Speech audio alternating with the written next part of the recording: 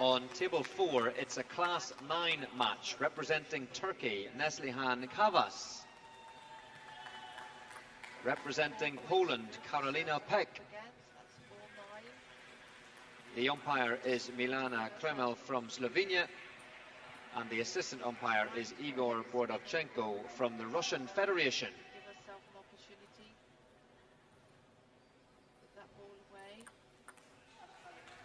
Oh, that's a lucky net, that's all she needs. Edge there from Edith. 9-6. An attempted drop Serenagi from Jadkovic, doesn't come off, and Ronald Hawthorne looked pretty good in his defence there. Score little under a minute of the contest gone on that one. Whilst the Hawthorne Jadkovic contest is underway, I'm just keeping an eye on what's happening over there. Tokumaki it is for the Iranian. It was a direct attack to the legs, and Falcon Marcos, the winner in the blue, the winner, representing Venezuela, but, Marcos Falcon. That was a direct attack to the leg, and there's very little that the referee can do about it. That's the rule, and they took a long time to decide over it, but they had to apply it. And Sokomake it is, much to the regret. Iranian athlete, very unfortunate, but that is the rule.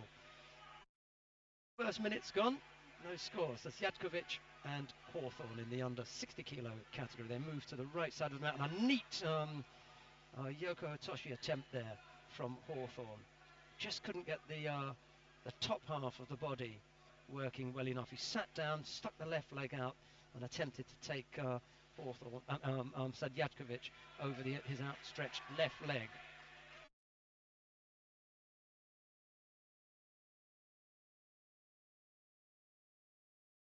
Ukrainian picks up a passivity warning, and not only is he given the visual signal of it, but just in case, he's also given the hand signal, which is the referee holding the hand and just wrapping around so that they can see that it was, or feel that it was, a passivity warning. And now Hawthorne goes ahead with that neatly timed Kojigari for Yuko. Nice little neat score there, and it's the American leading here by Yuko.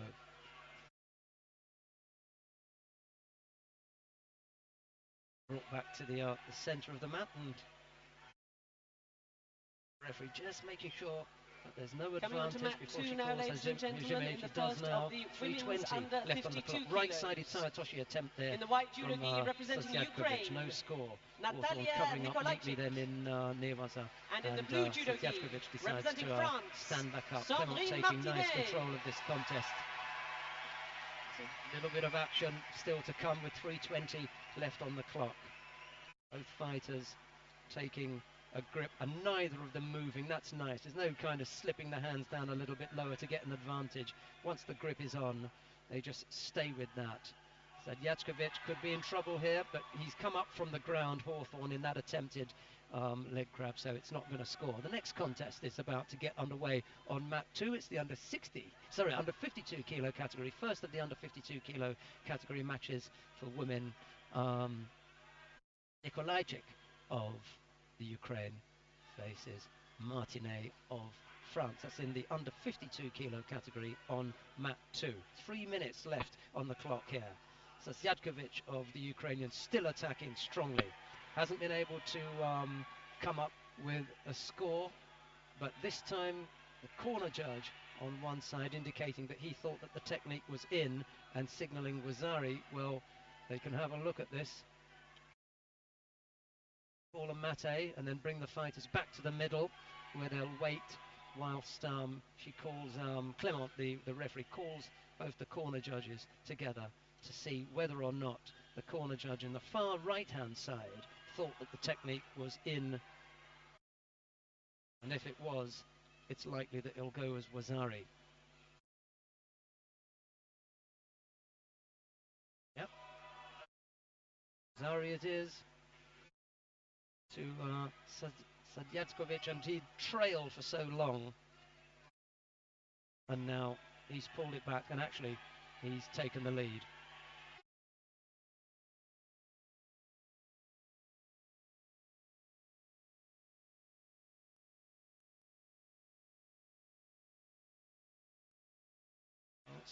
Sadyatkovic leading here by Wazari after trailing.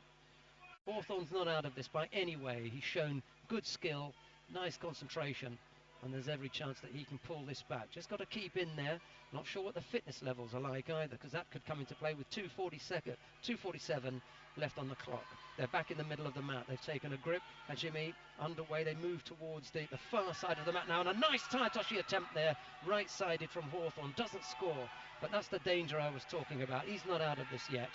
And that was a neat little bit of work there by the American. Now trying to work in Nevaza. I think that he's better standing up in the middle. Sadyatkovic looks pretty strong standing up. In Nevaza. And Hawthorne, I think, is capable of throwing the Ukrainian. Again, 2:30 now. Half the contest gone. A lot of action in here already. Sadyatkovic leads by Wazari. 2:30. The referee calls Hajime. They're back in the middle of the mat and they're underway. They move towards the right side of the mat in the middle. Spinning around, attempting some ashiwaza. A beautiful ashiwaza! What a technique that was! The ashibarai absolutely flattened Sadyatkovic, and that's Ippon. That was a great bit of work. And he wasn't out of it, not by any means. And he planted Sadyatkovic on his back there. Great bit of work by Ronald Hawthorne. That really got the crowd going here. He's going to need a little bit of a breather to recover from that, because that was planted flat on his back. Limping a little bit. I'm not quite sure just how much the leg played in him going over. But that was quality ashiwaza at any level. Great piece of judo. Hawthorne takes the applause, he bows off. Kosodagari it was actually. Kosodagari. Super bit of work. Great bit of judo, and there was nothing Sadyatkovic could do to get off that. Let's have a quick look over and see what's happened with Nikolajczyk of the Ukraine and Martinet on mat 2. It's the under 52 kilo category. There's 3 minutes and 12 seconds left in that contest, and there's no score as yet. Algeria faces Ajim Munkbat of Mongolia. The Mongolians have got a bit of support in the crowd as well. They'll be pleased with the 2 medals they took in the Olympics. I wonder if they can reproduce that kind of success here. They've only got the 1 athlete though in the under 60 kilo category. So, all up to him. Oh, there's Nura Mulad, the Algerian, leading them on, and followed in by Ajim Munkbat. Coming on to mat 1 now in the men's under 60 kilos. Fighters then in the white judo by their gi, coaches, given representing a final Algeria, tap on the back Mulud Noura. before their In the blue judo gi, representing takes Mongolia, just Munkbat Ajim. wraps an arm to give them a guide towards the mat. It's Nura Mulad of Algeria in the white judogi, and Ajim Munkbat of Mongolia in blue. Fighters now led onto the mat. They brought to the middle, the contest area. Referee will make sure that they take the appropriate hold, and this time we've got Angelo Santella of France in charge of this contest. 5 minutes go on the clock. Both fighters poised and ready to go. They take their grips and we'll be underway in a minute. 2 minutes 20 seconds left to go in the under 52 kilo category on mat 2. No score between Nikolajczyk and Martinet. That one still going on the adjoining mat. We're underway here then. The Algerian and the Mongolian. Bit bent over as they just test each other here. Heads knocking like 2 bulls. Bit more upright from the Algerian, I think, would be a better bet. Big chair goes up as an attempted Ojigari on mat 2 from Martinet. But it was a crowd throw rather than one that will get on the board. French in the audience, the two fighters. No score here, however, on mat 1. Ramulad and Arjun Munkbat. Now there is a score. They've decided to put up a Yuko on mat number 2 for Martinet. She takes the lead. That's in the under 52 kilo category. Martinet leading over Nikolajczyk.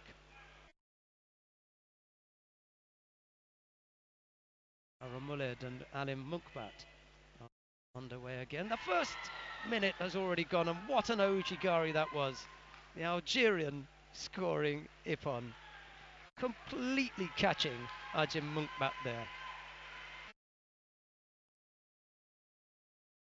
There was a particular movement there which was an odd way to bring off the Ojigari, and we'll see that in the replay. On mat 1, the winner in the white judo gi representing Algeria, Mouloud Noura.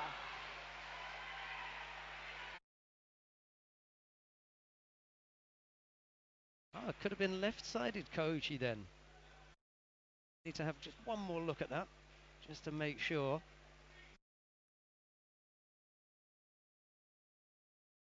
Coach is looking on there. Suspect it was the Ojigari rather than the Oji. Just from the shape of it, just wasn't quite clear to me. In any case, it's clear on the board. Ippon, which is flat on his back.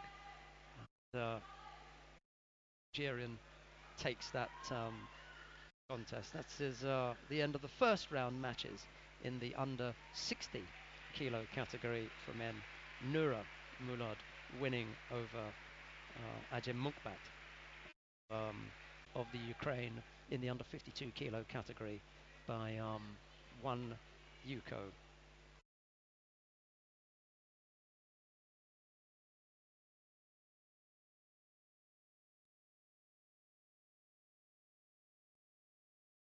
So a look out of the that's the lower left hand.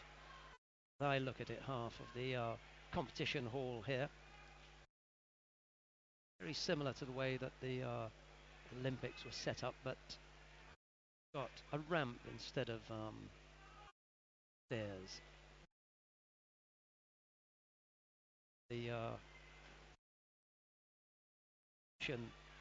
staff helping coach and athlete up onto the podium, and there they are. And coming on to mat 1 now, the first waiting. of the women's under 48 kilos. In the white judo gi representing the Russian Federation, Victoria Potapova. Victoria Potapova. And in the blue judo gi representing Germany, Carmen Brüssig. And in blue, a very tough opponent, Carmen Brüssig of Germany. Brüssig's sisters are from Leipzig in Germany. One of them has moved to Switzerland a few years ago. I'm not quite sure which one. I'm sure that some of you out there will know, but I know one of them has. There are two fighting today, one in the 48s and one in the 52s. Both fighters bow, prepare for this opening contest in the under 48 kilo category. Potapova of Russia in white, Brüssig, Germany in blue. We're underway, and both fighters having taken a grip now. Brüssig left-sided, goes up and around, high up on the collar. Potapova attempts Sutemi Waza, but that doesn't come off, and the referee calls mate and brings the fighters back to the middle of the mat.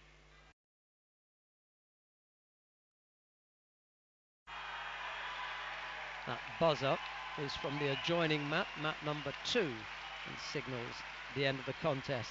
And it was a win for Martinet of France over Nikolajczyk of the Ukrainian by a single yuko, scored early on, and Nikolajczyk wasn't able to pull the score back. It's the French competitor Martinet On mat 2, who goes the winner in the blue judo gi representing France, Sandrine Martinet. First half a minute gone in contest on mat number 1 in the under 48 kilo category. Potapova of Russia and Brusig of Germany. Days yet in this contest, no score yet. Potapova trying another drop Serenagi, but that didn't come off, and easily defended Carmen Brusig.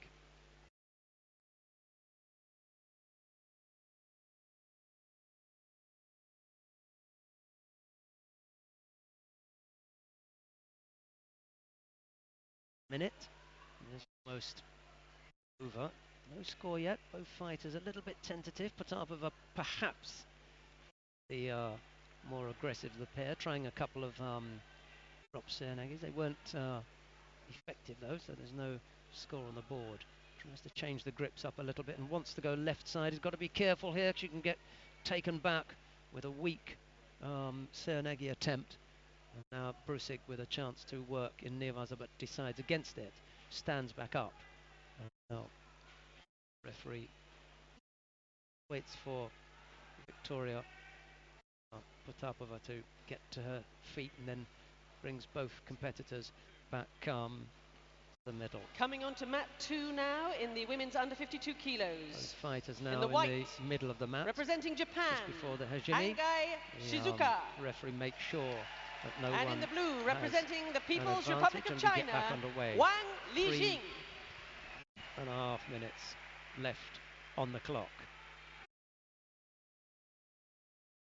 Brusig beginning to look stronger in the grips, and with that comes the danger of a scoring technique.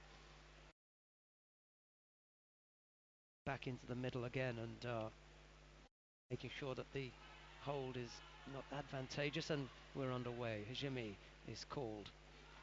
Chigari attempted left-sided from Brusig, but it's just really a foot tap and nothing serious. Drops left-sided Serenagi from Potapova and had as much effect as the failed Ashiwaza from her German opponent, neither really moving the other, and not a great deal of seriousness in either of those attacks. That was a better one, right-sided this time from Potapova.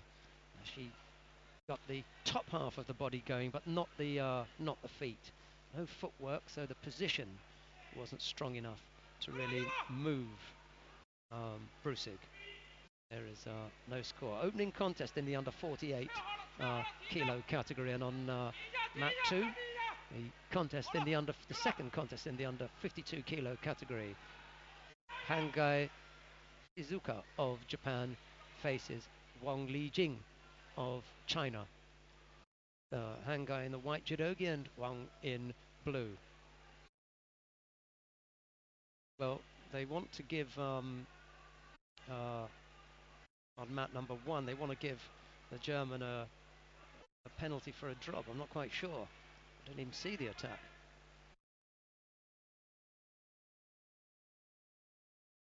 Given the indication, I haven't seen anything go up on the board, so we'll leave that one. No score between this pair. 2 minutes have gone. We've got another 3 to come. Brusig just beginning to look a little bit stronger.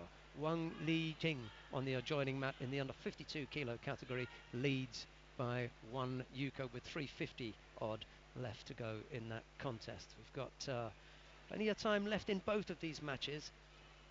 The scores aren't big, and there's no score between the German and the Russian. Potapova's putting up a good fight here. She's quite spirited. Just looks as though Brusig is beginning to look physically stronger, and that's where the danger comes in. Able to pick her off.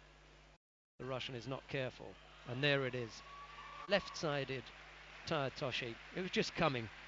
You just saw her begin to drain, head began to drop, and the minute that came up, Brusig saw her opportunity, threw the left leg across and threw her for Ippon. Brusig it is then who defeats Potapova in that contest. Second of the matches in the under 48 kilos. The Yuko is still the lead between Wang Lijing over Hangai Shizuku of Japan. On mat 1, the That's winner in the blue representing Germany, Carmen Brusig. The two athletes bow and their escorts come on to lead them off.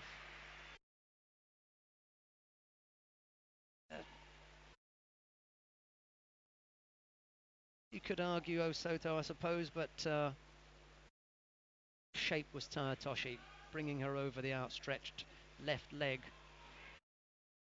Initial movement was Toshi, but Potapova was moving and ended up going one Yuko the lead for Wang Lijing from China. And she's just increased that lead now with a right-sided Toshi, a neatly worked leg throw. She turns away from her opponent and pulls her opponent over her outstretched right leg, taking her down, and now she holds her opponent. Osai Komi, and this looks like a strong piece of work. Chinese. No real surprise. Wang, world champion. Coming on to mat 1 in the women's under 48 kilos. In the white, representing Wang Lijing. Spain, Laura with the Garcia throw, Benitez. and then immobilizing. And in the blue, representing opponent, Ukraine, Yulia Halinska. Scoring Ippon. Hangai of Japan and Wang get to tidy up their gis, and then they'll bow off. And we'll take a closer look now at Garcia Laura of Spain. Yeah, Halinska. Ukraine. Right, we're watching the under 48 kilo category for women. Both fighters now ready to get underway. Just waiting for the referee to give them contact, let them take hold, prepare them for the hajime. On mat 2, the winner in the Eduardo blue, Garcia, representing the People's Republic of China, taking control Wang of this Lijing. contest. And there's confirmation from the stadium announcer. I'm not quite sure if you heard that. Wang Lijing, the winner there of her first round contest.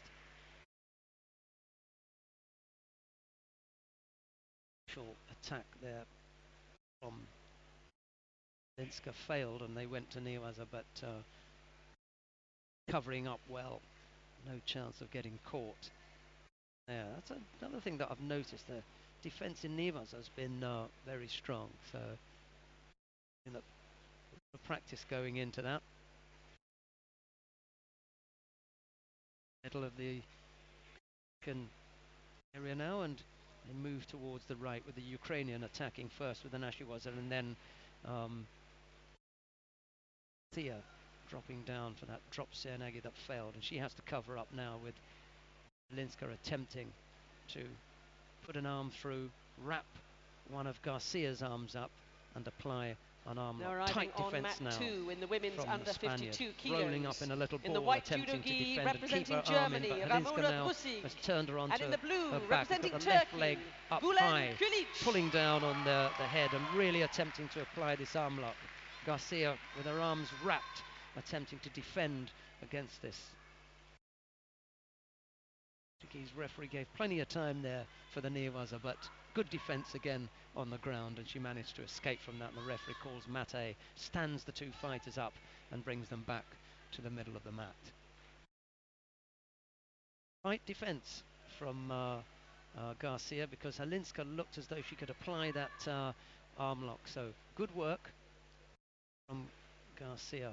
I'd imagine that Garcia is going to be wary now of going back to the ground.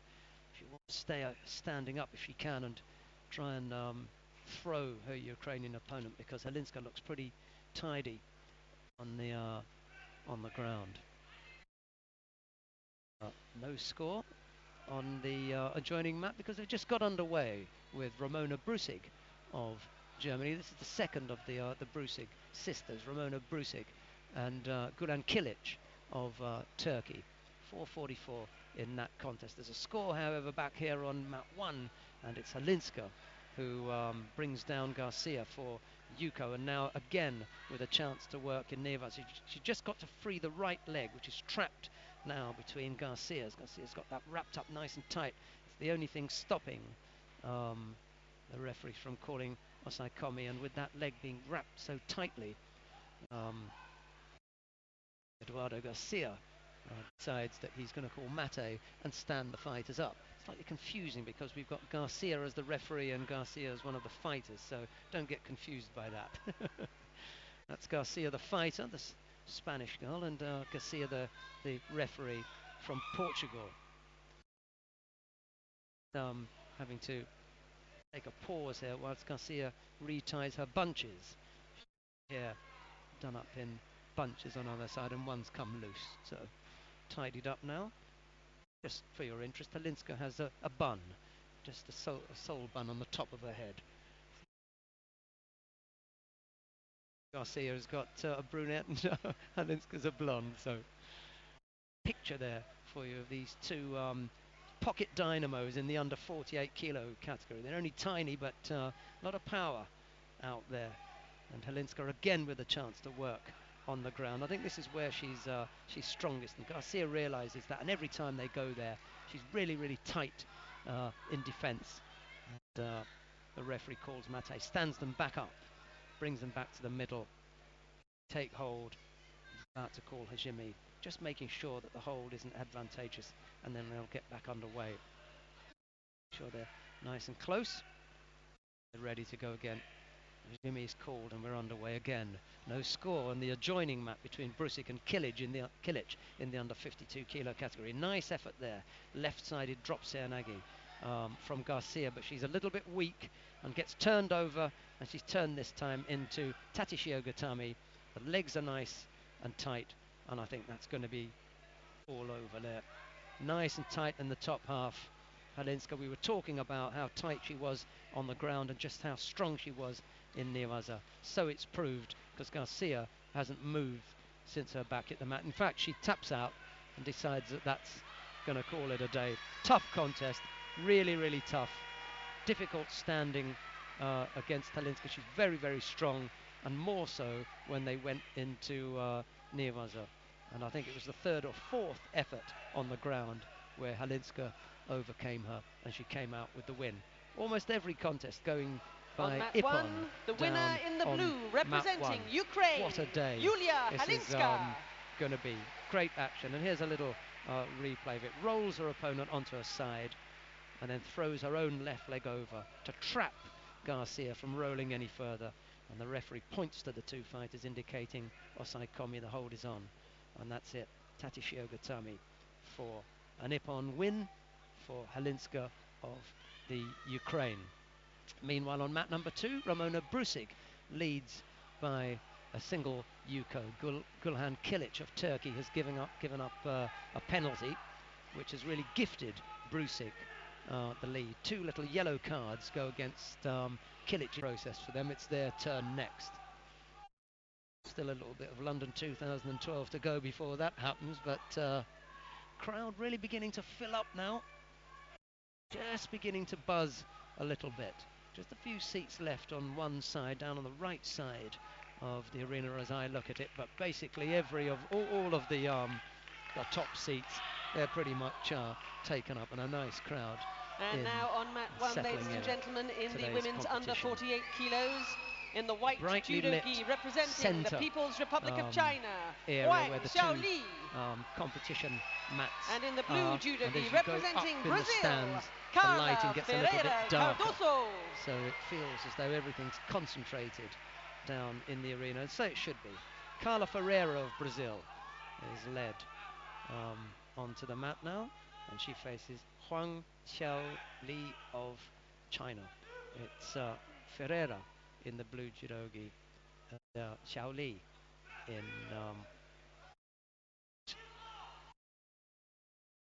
fighters take hold now.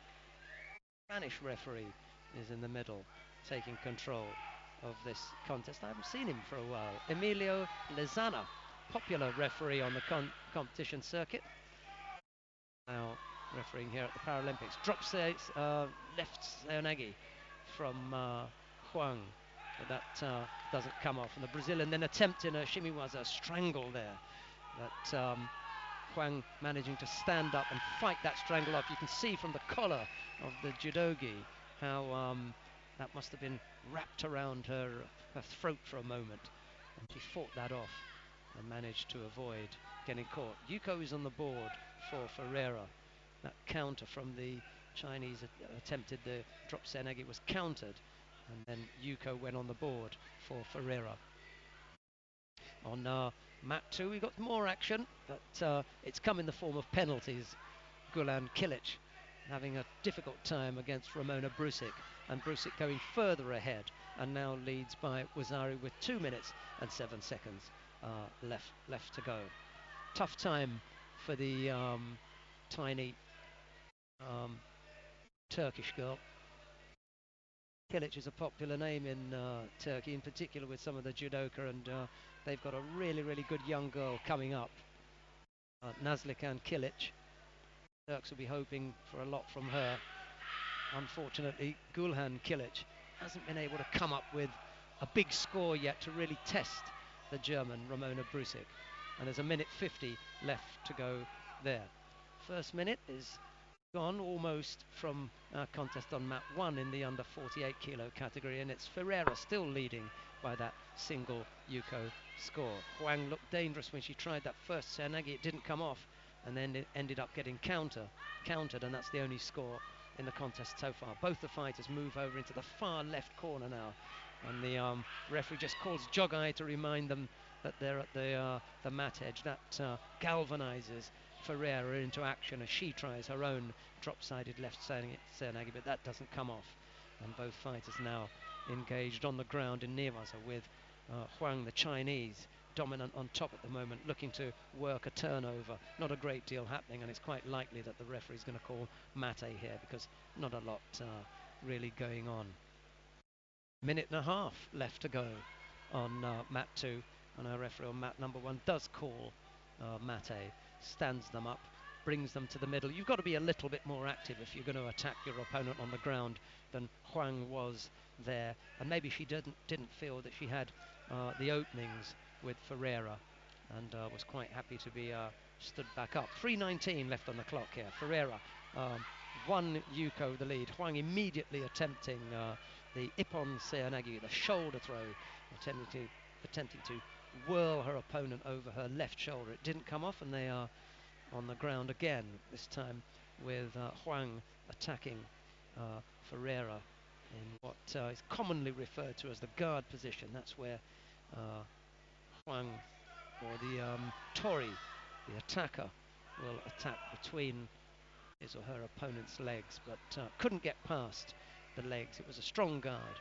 from Ferreira, and the referee called mate, stood them back up.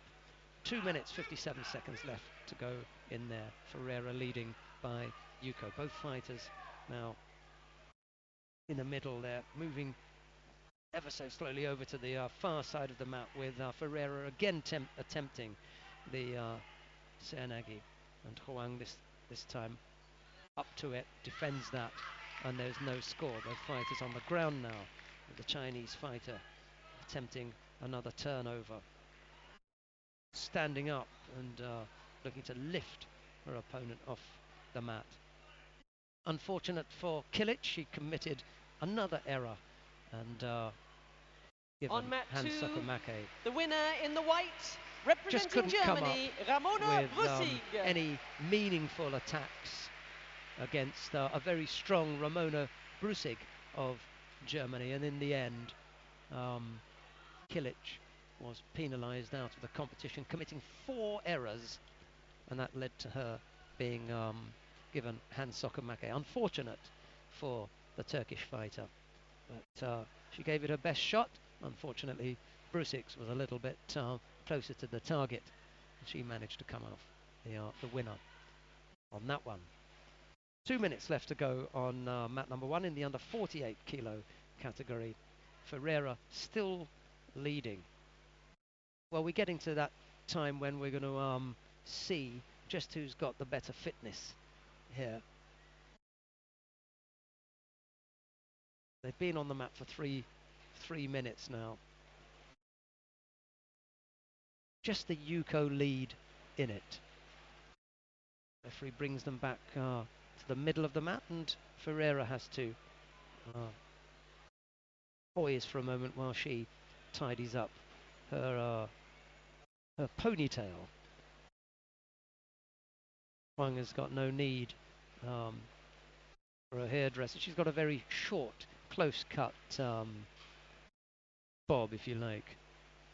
A little bit of hair hanging down on the right side. Very, very stylishly cut. Left-sided drop Seotoshi from Huang, and now misses out on a score there and has to defend tightly on the ground in Newaza. Here comes Ferreira again with 1:44.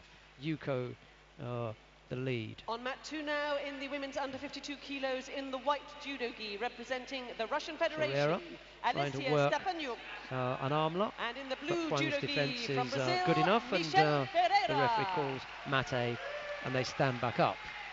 Stepaniuk of Russia takes to the mat against the other Ferreira, this time in the 52 kilo category.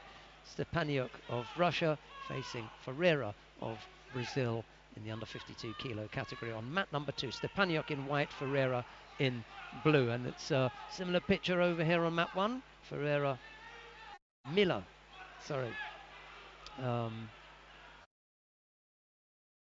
on mat number 1, still leading by Yuko.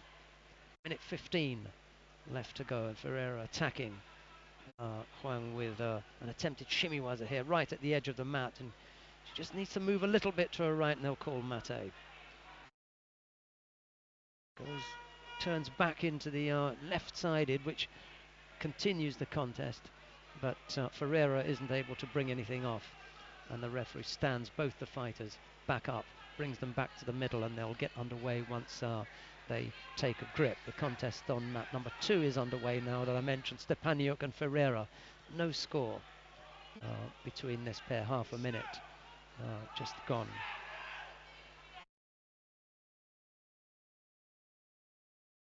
Bring them a little bit closer, that causes Jimmy, and they're underway. Last minute now for Huang to try and bring something back. Thought about the Kouchigari and then went left-sided with the drop Seoinage, but that didn't come off, so no score. The referee calls mate, and both fighters make their way back to the middle of their mat, assisted by the referee. The coaches are allowed to coach during the contest. They don't have to wait for the mate. They do in sighted competitions. Referee brings them back to the middle. They take a grip, and in between all of that, the referee has given Ferreira, the Brazilian, a passivity warning because she's been passive. So there's 1 yellow card against her name. If she gets a second warning, she'll be penalised, and that will level the scores up. Good left-sided attempt there from Huang, almost scoring, but not quite bringing Ferreira down onto enough of the scoring part of the body to warrant a score, and the referee calls mate and brings them back into the middle of the mat. Take a grip. Again, that's the really nice thing about Paralympic Judo. No messing around with grips, just you take hold, and off we go. For a more action-packed contest, I think, and Ferreira immediately attacking there, but could be a little bit loose, and the Osaikomi has gone on. He hasn't called it yet, but she was momentarily on her back with the Chinese in control, but there's the shimiwaza, and that looks tight. It went across the chin. Once they turned over, you could see it had gone across the chin. That was the chance for Huang. It's gone now. 2 things could have happened there.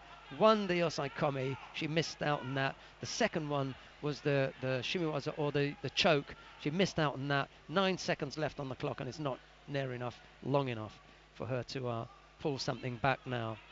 Ferreira's going to take this one just on that single Yuko, unless she can commit some error.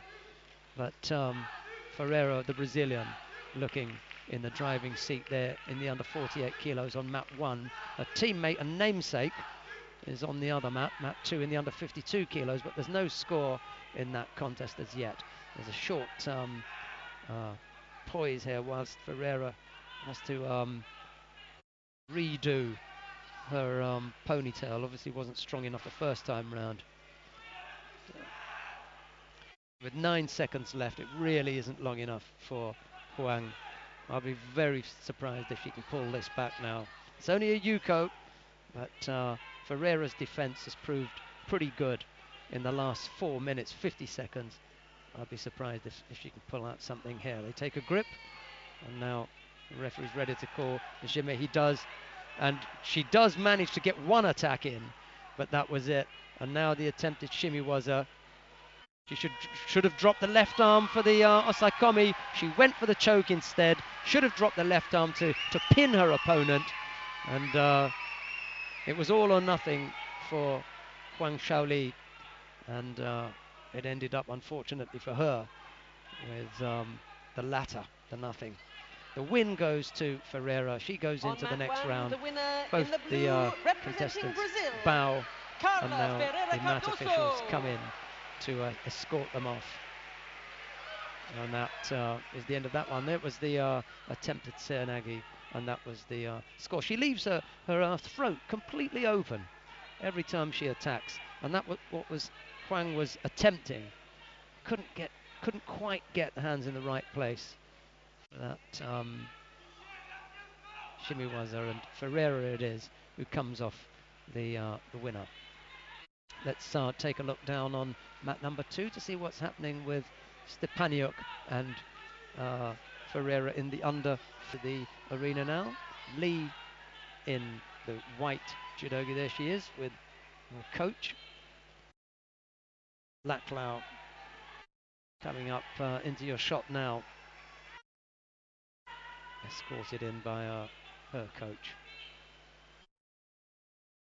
Nervous time as they walk up that ramp and they step onto the mats for the first time. Maybe not Laclau, I saw her earlier on taking a test, but I didn't see Lee up there, so this is her first feel of the Paralympic tatami, so to speak. There was talk of the tatami being graded differently. That's to say the finish of the vinyl. These are vinyl covered tatami, and there was a different finish to the different colours that would give an indication to the fighters of where French competitors, and he said simply one word: non. Could you feel the difference? And the answer to that was no. I think I'll go with him. Right, we're underway with Lee and Laclau. Lee of Chinese Taipei in the white judogi, Laclau of France in blue. Busy little pair. They appear to be swapping Ouchigari and Ashiwaza attempts, and we come to the far left side of the tatami and they go off, and the jogai is called, and then they wander off the mat anyway, and the referee calls mate and brings them back to the middle where they take hold and prepare to get underway again. No advantage to either competitor from the hold. Laclau looking to go right-sided with the Ouchigari. Lee stretching out a left hand and making it difficult, just putting a little bit of defensive pressure there, and looking to go right-sided with her own Taitoshi. She drops down and fails to bring off the technique. Laclau now with a chance to attack in Niwaza, but they roll off the edge of the contest area. The referee calls mate, and then takes a closer order of both athletes and brings them back into the middle where they'll get ready to take hold again. Both fighters with their hands on, good kumikata, and the referee calls hashimi, and we're underway again. They wander off this side towards the right side, lower right hand corner of the contest there as I look at it, and Lee with an untidy looking Seoinage doesn't trouble Laclau this time, and the referee calls mate and stands them back up. A minute gone already. Laclau picking up a passivity warning, and in order to indicate that, the referee just takes hold of Laclau's right hand, rolls his own hand around there, and indicates that she's not been aggressive enough. Not too sure about that. Looked okay to me, but and now the right arm goes over on the far side in an attempt to catch Laclau with an ojigari, but Lee's up to it, defends strongly, and there's no score. Back into the middle they are now, the referee bringing them back after that mate, and we get underway again. The grip is taken, and what's so good is that neither fighter tries to use any subterfuge to get a better grip. They just accept the grip and get on with it. They go over to the lower right hand corner of the mat, where Lee attempts a weak Seoinage, doesn't come off, and they go to the ground. Laclau then looking for an opening in Nevaza, but there isn't one, and the referee calls mate, stands them up and brings them back to the middle. There they are again, 3:25 left on the clock. They get underway. Kochigari attempted from Laclau, but it was just a foot tap rather than a real attempt, and never really troubled Lee. Right-sided attempted Seoinage, but that doesn't come off, and they move to the middle of the mat again.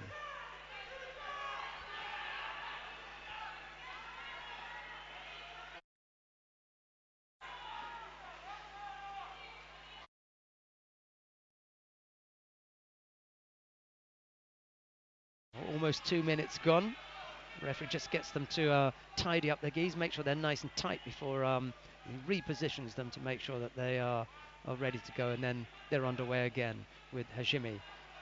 Lee hasn't really been tight in her defense. Looks as though she could get caught, and the attacks haven't been quite as powerful. That was a better one. Kosodagaki looking to take her opponent backwards over the outstretched right leg, going away from her. But on the way down, Laclau showed good awareness, turned onto her front, and there was no score.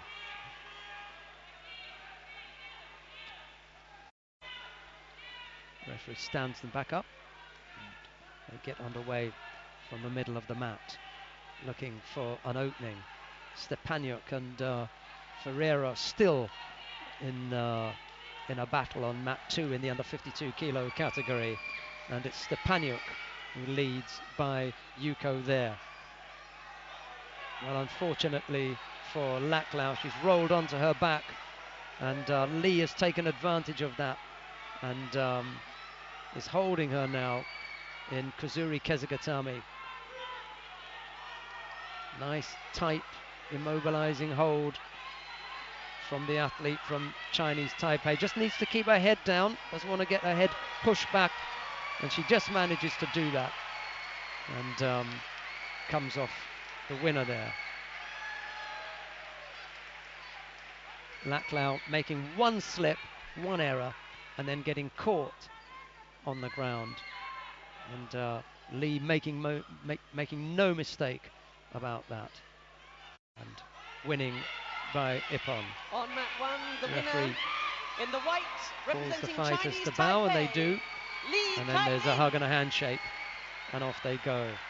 It's a weak attack from Lee, really, and at this point Laclau should have moved around to her right. She moved to the left, and that gave Lee the opening to bring Laclau down onto her back. Couldn't score because she was on the ground, but it was enough to have her roll onto her back and then apply the Kuzuri Kezugatame. This then the first of the quarterfinals. Hirai of Japan in the white judogi, Castellanos of Colombia in blue. Both the fighters being led to the mat now.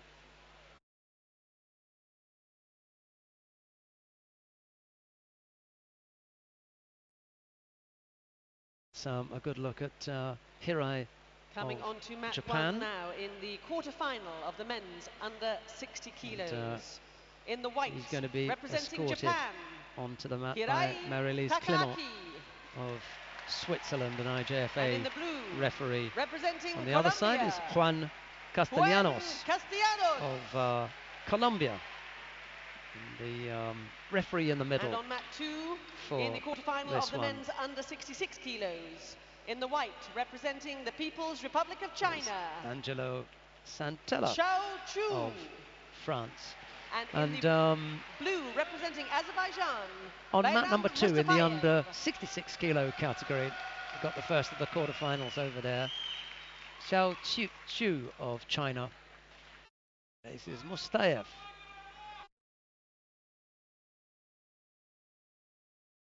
Mustafayev of Azerbaijan. It's the Chinese and Azeri athletes in the under 66 kilo category on mat 2, and we've got the Japanese and Colombian here on mat 1. First of the quarterfinals in the under 60 kilo category. Hirai going to defend against the Colombians' attack now with Juji Gatami. That fails. And now it's Hirai who has a chance to move round and work from the top of the head, possibly on Sangaku Jimmy entry, but he can't get past the strong left arm of Castellanos, and the referee calls mate and stands them back up.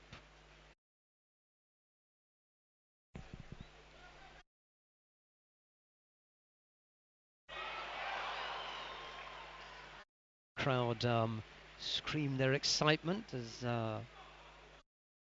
Zhao attempts a throw on Mustafayev of Azerbaijan, but there's no score over there, and just a little bit of excitement to lift the crowd.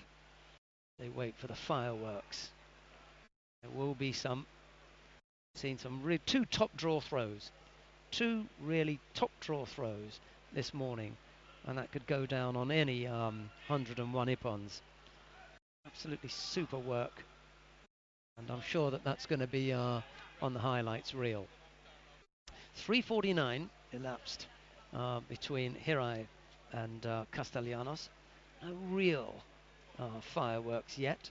Both fighters just feeling their way into this. A little bit tentative. Castellanos, first time up for him. He had a bye in the first round. Hirai, maybe the nerves are beginning to get to him as he senses a medal coming closer and coming within his grasp. Just a little bit tight in the shoulders and needs to stand up a little bit more. Mind you, so does Castellanos as they move towards the bottom right corner of the tatami, and Castellanos tries a Satemi Waza that fails, and now having to guard himself against the oncoming Hirai between his legs, and he manages to do that until the referee calls mate, stands the pair up and brings them back to the middle. 3:39 on the clock, 3:29 on our clock here on mat 1, 3:39 on mat number 2. Joao and Mustafayev in the under 66 kilo category, the first of the quarterfinals there. No score between that pair either. We're ready to get back underway on mat 1, and Hirai immediately attempting a drop right-sided Senagi, and he catches Castellanos for Yuko. It's the Japanese leading now by that single Yuko after that nice neat drop Senagi as he rolls his opponent over now. Nice close contact in the top half of the body, trying to immobilize the top half and then work to get his both legs free. That doesn't look likely though, and the referee calls mate and stands them back up. Come back to the middle of the mat. The referee will make sure that they take. Here's the technique again. Ippon Seoinage, and nice and tight on the sleeves there, scoring Yuko. No score on the adjoining mat between Zhao of China and Mustafayev of Azerbaijan. Well, the referee has called his corner judges over for a conversation. I'm not quite sure what that's going to be about. We'll find out pretty soon. Had a conversation with them, and nothing's come of it. Yuko's still the lead for Hirai. Just under 3 minutes left to go in this contest. Tajimi is called and they get back underway. Castellanos backs off and he moves towards the right side of the mat where he tries a drop-sided left seoinage, but it's ineffective. Hirai stands up, not interested in any newaza on this occasion. And the referee calls mate, brings them back to the middle, where he just makes sure that they're close enough. A good hold, nice kumikata. Take hold, they relax their arms, and then they tense up, as he calls Hajime, and they get back underway. Right-sided Yoko Tomoinagi attempt from Hirai. That fails, but he's got a good defensive position with Castellanos between his legs, and the Colombian attempting to free his legs and move round to apply an immobilization hold, some kind of osai waza, but it isn't there. And this is a good defense from Hirai. He gives them long enough on the ground. The referee, Colombian, can't get his legs free. The referee calls mate, stands them up, and brings them back to the middle. No score on the adjoining mat. Zhao and Mustafayev, China and Azerbaijan involved in that quarter-final in the under 66 kilo category.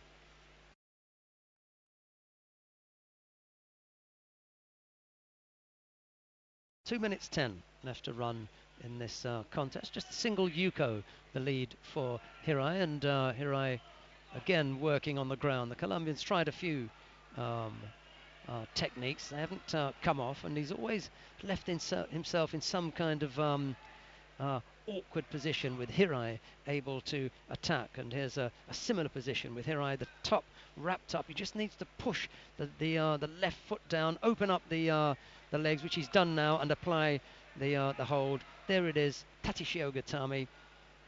Has got the top half nicely done. Hasn't trapped the legs in a classical spread out type Tati Shiogatami. It's a little bit untidy, if truth be told, but he's got the top half well and truly wrapped up, and he'll be on the board now with a second yuko. When he gets up to 20 seconds, it'll be Wazari, and that really is done and dusted. Hirai it is who wins the first of the quarterfinals.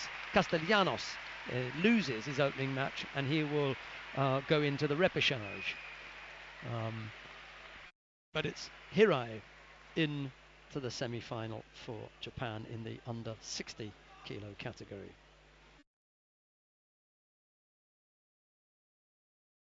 Neat bit of work in newaza, and I've mentioned that on a couple of occasions, just how good the newaza has been. On mat one, the winner in the white, representing Japan, Hirai Takaaki. Confirmation from the stadium announcer of the win by Hirai Takaaki of Japan, booking his place in the semi-final. There's the turnover, and at that point Hirai has still got his left leg trapped by Castellanos. You can see he just throws the left leg over. Sorry, it's the right leg that he then has to free, but he does that successfully, and he ends up for a little while. Strong little fighter, and he's hoping to emulate some of his teammates from the Olympics in taking medals here.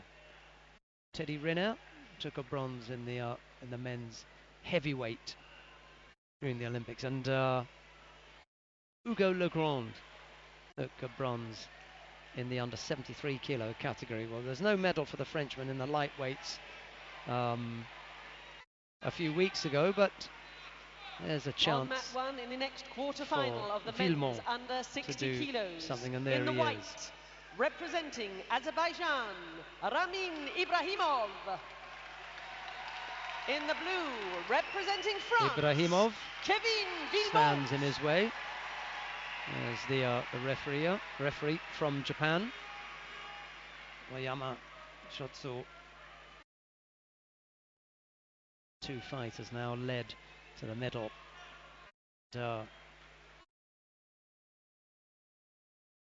Yama the referee will just bring them together, make sure that there is good kumikata, a good hold for both fighters without one having an advantage over the other, and then they'll get underway. No score in the under 66 kilo category, first quarter-final between Zhao Xu of China and Mustafayev of Azerbaijan.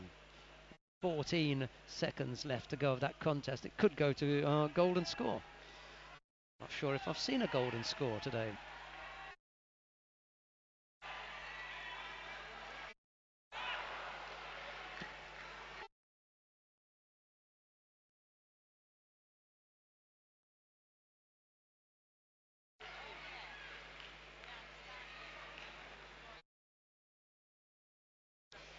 So fighters being escorted back to the center of the arena now.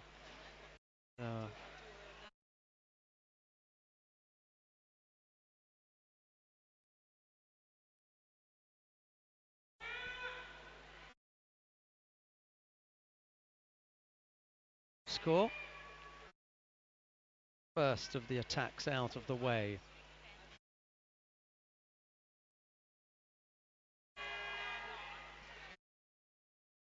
Left-sided drop Sernegi attempt there from Villemont, that doesn't score. And now here's Ibrahimov with a strong attacking position on the ground, looking to turn his opponent over. He comes from the top here with his knee up and around the head, looking to get leverage to roll his man over and apply either a hold or a strangle using the legs. Rangaku Jimmy, but it wasn't there. The referee calls Mate, stands the pair up, and they come back into the middle of the arena. Nice crowd in now. This is pretty good. Very, very few seats left here in the judo. I'm absolutely delighted for the athletes, by the way, that they should get to compete in an arena in front of such a good crowd.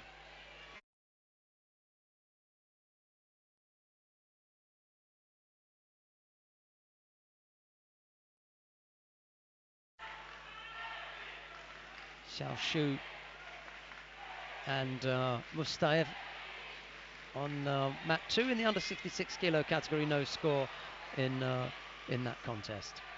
Just try and keep you up to date with what's happening on the other side.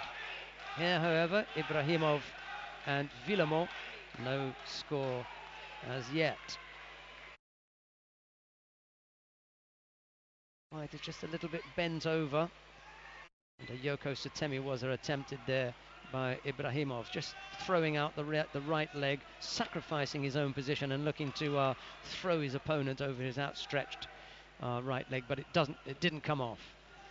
No score. And now Ibrahimov can attack in Nevaza.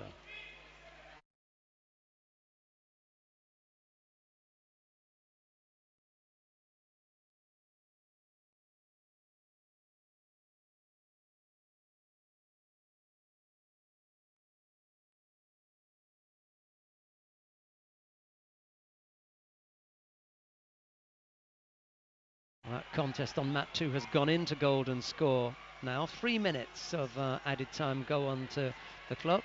Zhao Xu and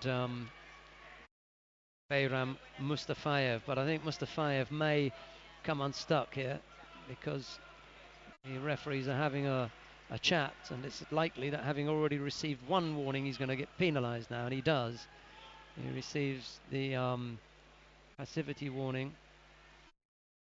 He accepts that, understands what's happened, and on mat 2, the winner win is given in the white, to representing the People's Republic of China, Zhao Xu. Zhao Xu goes through to the semi-final. Both fighters are escorted off the mat, with Zhao Xu the winner. Back to mat number 1. It's Ibrahimov who leads here by a single yuko. 2:52 on the board.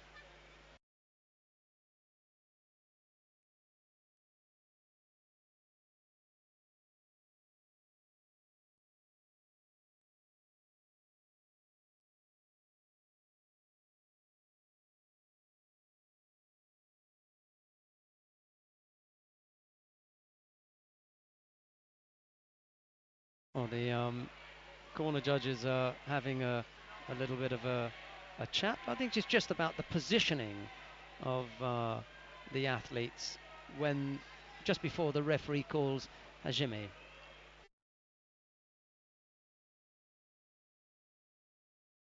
Oh, they've decided not to call, not to give the Yuko, so no score. But Villemont has still got one warning against him, so he's the one who's skating on a little bit of thin ice, if you like. Just got to be a little bit careful, not to give anything away and not to commit an error.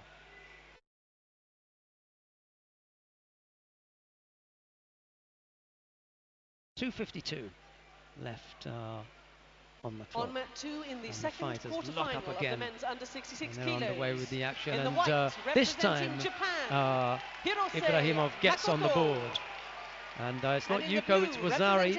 So a good lead now for the Azeri athlete. They want to call an Ippon, but it's Wazari, and I think they're going to need some medical attention to a cut that Villemont has picked up. Nothing serious, just a little bit of a bump on the lip, but it's drawn a little bit of blood, and they want to tidy that up before they get underway.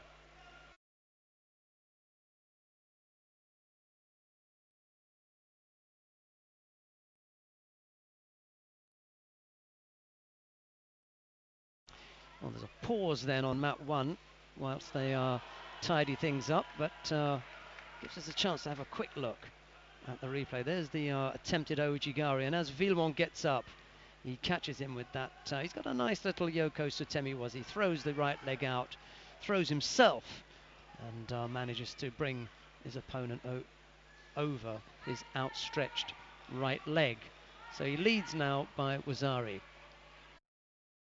On mat number 2 in the under 66 kilo category, the second of the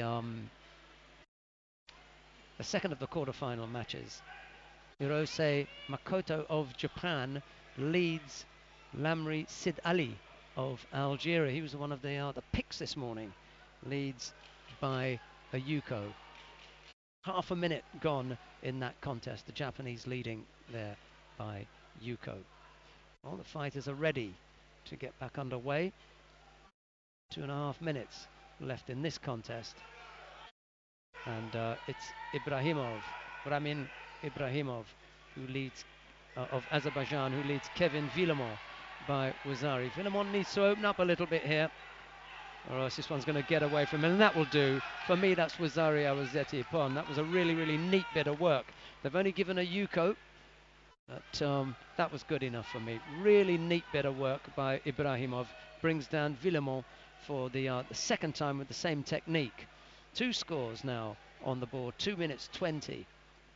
That's nice bit of Yoko Sutemi Waza from Villemont. And I think they're gonna. I think the commission are gonna say that was Wazari and not Yuko. Just looked like a really, really good scoring technique. And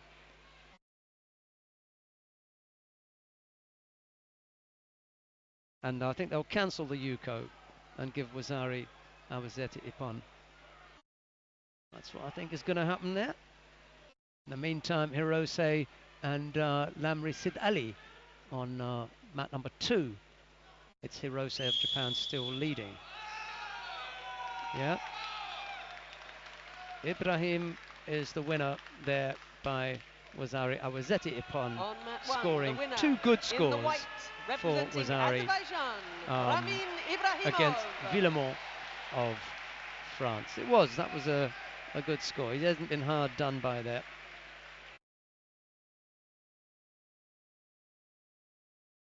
You'll probably see that on the replay when that comes up. If the athletes are escorted off the mat. Fighters bow. Now they're invited to take hold. Lee immediately attempting the tomoe-nage as soon as the referee called Hajime.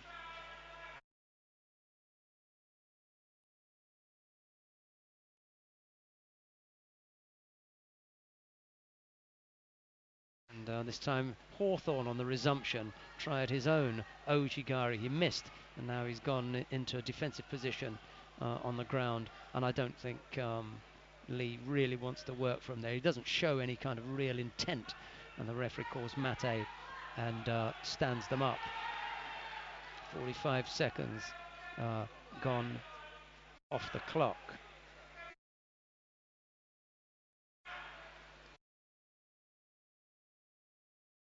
Score between Lee and Hawthorne. Hirose still leads by Yuko on mat 2 in the under 66 kilo category. We're underway again with Lee and Hawthorne, and it's Lee attacking in Newaza with Kuzuri Tatishiogatami applied. Osai Komi now, and he holds Hawthorne. A little bit of a slip there from the American. This looks tight from the Chinese. Li Xiaodong applying Kuzuri Tatishiogatami, and all the hard work that Hawthorne managed to get out of his initial win.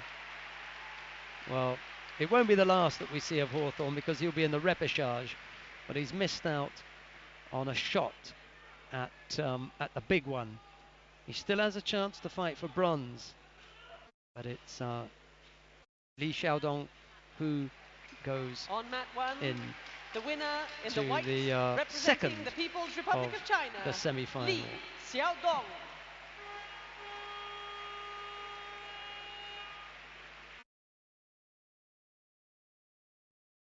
Neat little bit of work in Newaza, turning his opponent over and managing to keep his right hip nice and high up to stay on top, and then to rotate round, stay on top, and apply the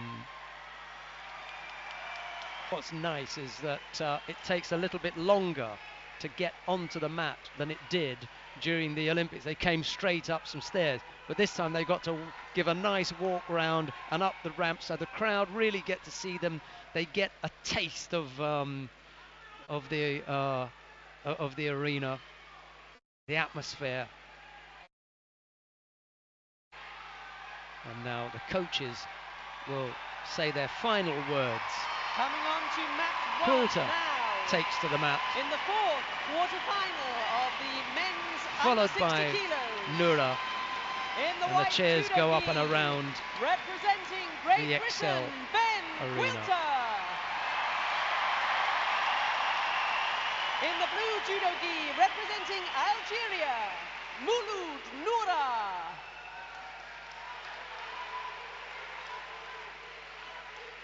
Mouloud Noura is escorted to his start point. Marie-Lise Clément is in charge of this contest. A very experienced International Judo Federation A referee in the middle to take control of this all-important contest for both fighters. Noura has already had a win this morning over Ajim Munkbat of Mongolia, but Quilter, this is his first outing.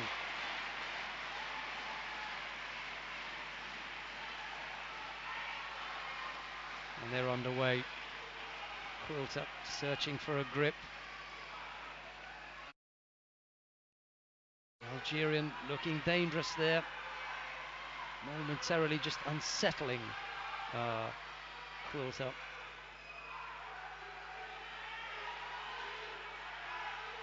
He'd probably like to stand up from there, would Quilter, like to be a little bit higher up. Just hasn't quite got the confidence to lift the head up and open up the arms a little bit. Noura must be strong. You get that feeling when you're fighting of how much you can open up and at what point you begin to attack. He circled around for a while, just testing each other with a few pieces of ashiwaza before being called back to the middle. And now Nura with the more dominant grip, the big left-handed. Tomoinagi attempted there from Quilter. Now Quilter just trapping Nura in between both legs, and Nura not even attempting to get past Quilter's guard. On mat 2, the winner win on mat in the 2 white, for Hirose Makoto of Hirose Japan Makoto. over his Algerian opponent. So Hirose goes through to the next round. Lamri Sid Ali was the Algerian, beaten there by Hirose. No score between Quilter and Nura.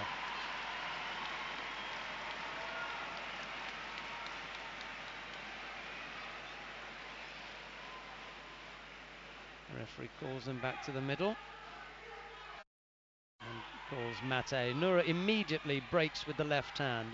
He likes to take that left hand off and then get in the restart. Quilter's caught there, Yuko, with the Ashigaruma, and he's got to look, be careful of the arm. Left-sided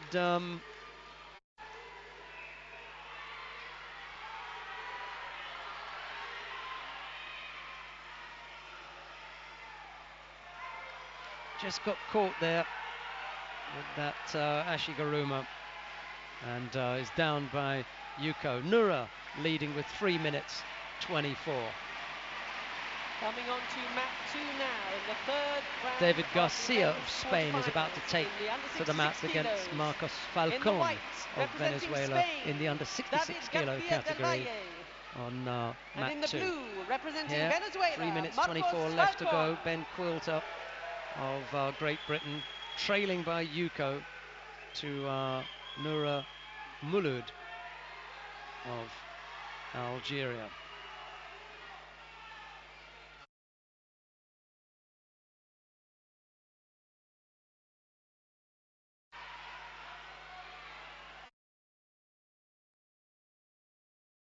We're back underway again. The Algerian changing that grip from the sleeve.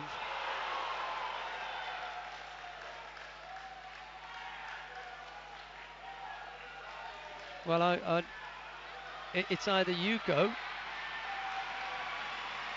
It was the cross grip. The left arm was across the top, so there's no doubt that the technique was there.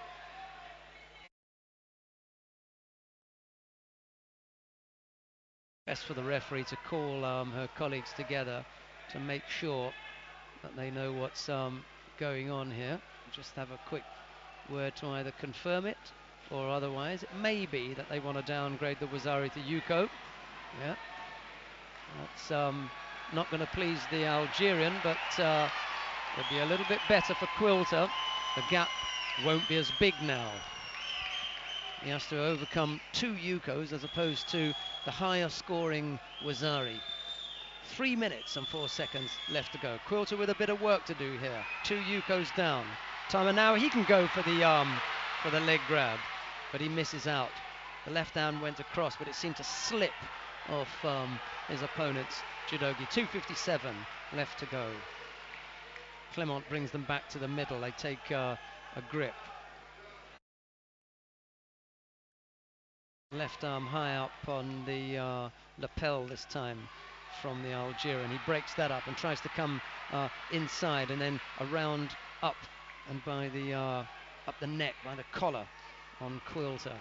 Quilter breaks that off and having to deal with some very, very tough grips there. Kosodagaki attempted there from Quilter, and then an Ashiwaza attempt in return from the Algerian. Nura, but no score. Great support from the Algerians in the crowd, waving flags and screaming. There's a warning for Nura for an overly defensive posture, just stiff-arming a little bit and being a little bit too defensive, and he picks up a warning there. 2.5 minutes left to go. Plenty of time left on the clock.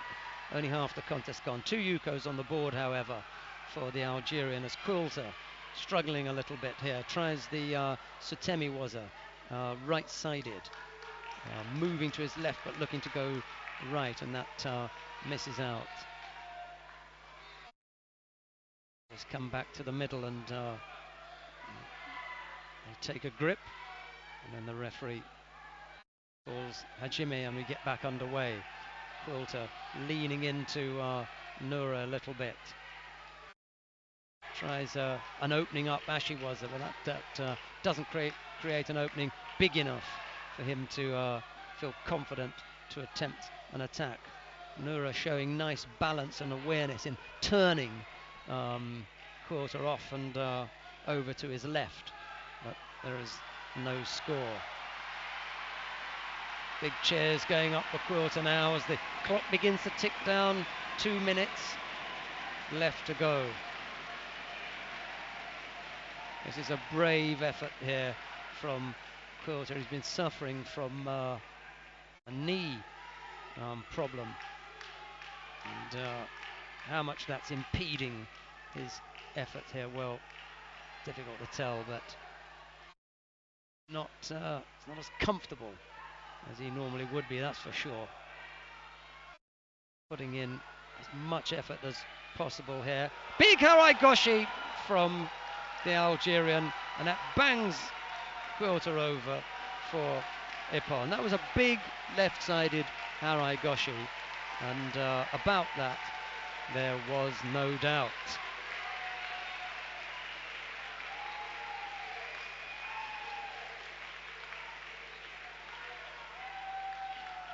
He was never able to be as upright as he would have liked, Quilter. It could be that the injury that he was carrying was that bad that it hampered him and hampered his confidence for having the kind of posture that would allow him to attempt his big scoring techniques. It was the Algerian, Noura Mulud, mat one, the winner came in the out, blue, representing Algeria, the winner, Mulud raises Noura. Quilter's hand in salute, and then both fighters are escorted off the mat. There's the big Harai Goshi. And about that there was no doubt.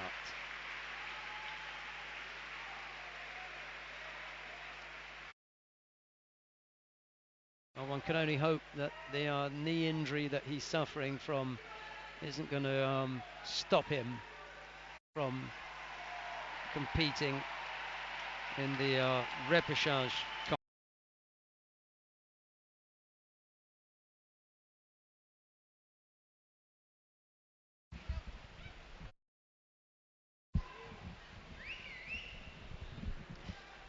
Right, we're about to get back underway, and a good hand for Ben Quilter.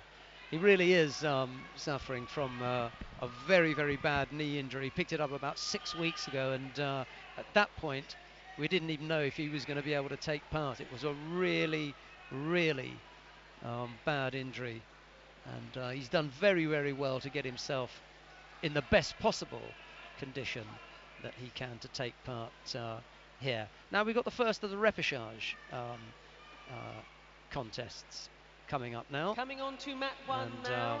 We're going in to the see, first round of the first of repechage all, in the men's under on 60 kilos. mat one, in the Justin white, Khan representing of Canada, and he faces Justin Juan Khan. Castellanos of In the blue, Colombia. representing Colombia, Juan On mat two, Castellanos. we've got in the under 66 kilo category David Garcia of Spain. He faces Marcos Falcon of Venezuela. There's no score in that contest as yet, and there's a minute and 16 left to go there.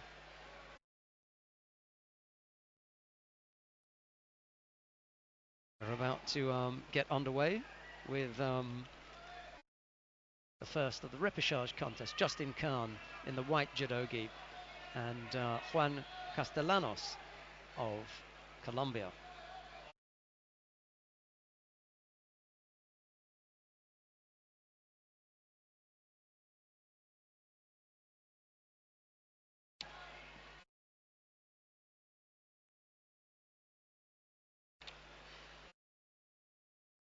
First exchange is over already with Castellanos and Khan just testing each other out and getting a feel for it.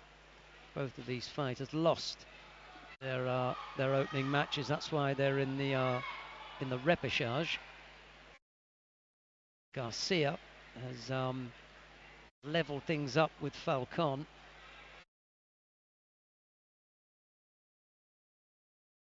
And they're a Yuko apiece on the in the under 66 kilo category on mat 2.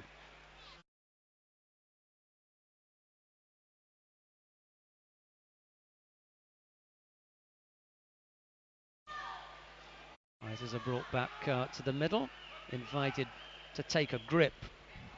And then when the referee feels that they've got one that is correct and not advantageous one way or the other, he'll call Hajime and they get back underway.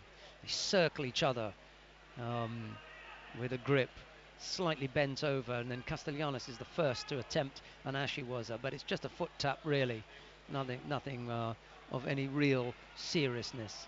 And then he tries to go, Khan this time tries to go left-sided and misses out, and now Castellanos.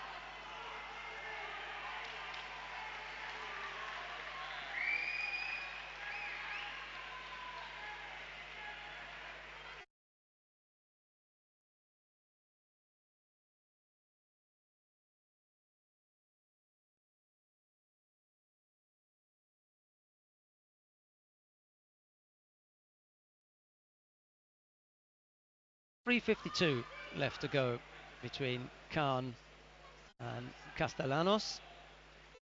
No score as yet. Garcia and Falcon. Well, Garcia leads by Wazari now, having just thrown Falcon for Wazari.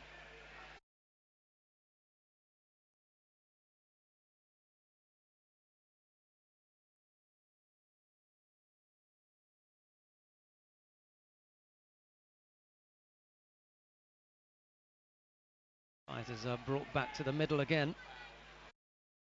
Now Castellanos with a bit of work to do here. Even though there's no score on the board, I just fancy Khan coming up with something now. Just looks a little bit more dangerous.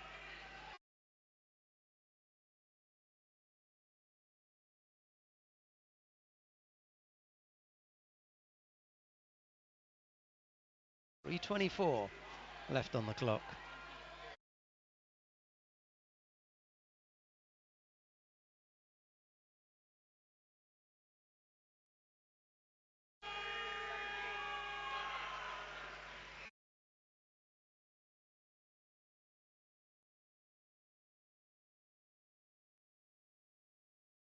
Attempted Ashiwaza there from Khan. That doesn't come off. They roll off the mat, and the referee calls mate.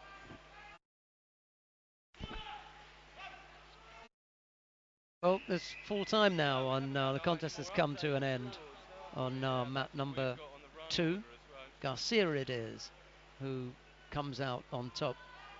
He's the winner by Wazari.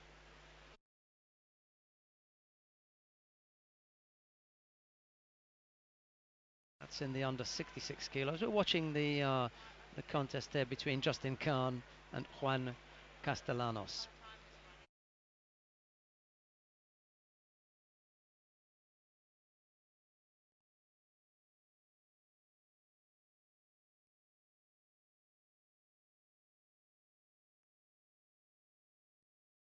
Now a chance for Khan to work on the ground. On mat 2, the winner to make a little bit of progress here, or else the referee will stand them up. Here comes the turn. He's on the wrong side though, and he's not going to really get control of that position. And Castellanos cleverly managing to trap the leg and make it that bit too difficult for Khan to apply an immobilization hold for the Osai-waza.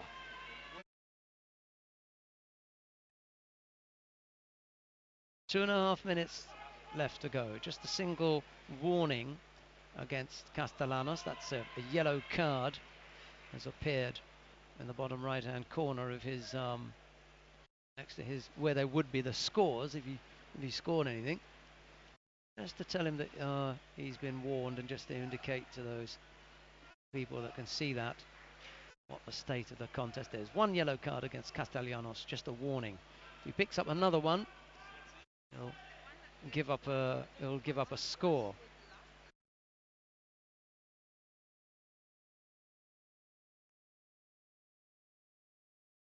Back into the middle now, and the referee will call Jimmy and get back underway. One attempted Ashu was, and then an Ouchigari attempt from Khan. But that doesn't come off. They stand back up, and now the referee calls Mate, and he'll bring them back to the middle of the mat. 2 minutes and 6 seconds left to go. Coming on to mat 2 now, ladies and gentlemen, the final quarter-final of the men's under 66 kilos. In this category, due to a non-appearance at the weigh-in of Jani Kalunki from Finland, David Korava of Ukraine will go directly through to the next round. Just confirmation of what the stadium announcer was saying there, that due to the non-appearance at the weigh-in by Jani Kalunki of Finland, David Korava is going to the next round. I think the Finn actually got injured during the warm-up session and couldn't didn't bother coming to the weigh-in because they were injured. There's no point of weighing in, and if you were injured, so they couldn't compete.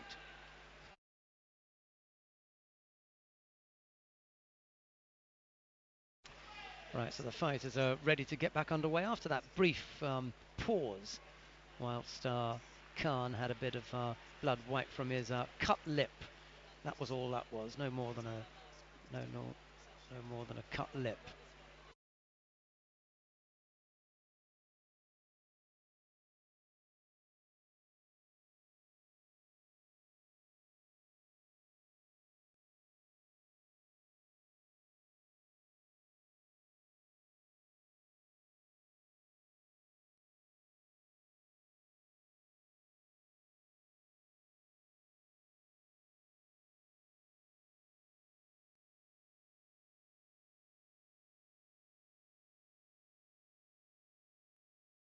Minute 39 left to go, and an attempted left-sided Makikomi there from Khan. He threw that left arm out there, but nothing came of it.